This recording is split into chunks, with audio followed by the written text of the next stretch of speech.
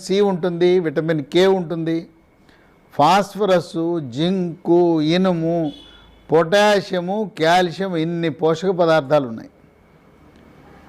ఈ తాటి ముంజలు ఈ వేసవి కాలంలో వైరస్సుల వల్ల సమస్యలు వస్తాయి.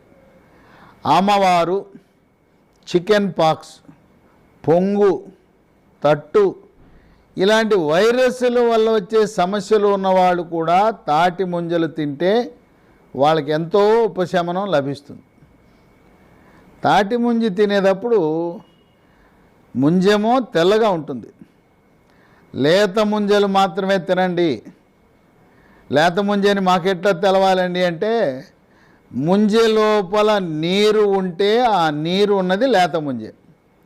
ముంజె లోపల నీరు లేదంటే అది ముదిరింది. ఈ ముంజి మాత్రమే తిని పైనుండే తొక్క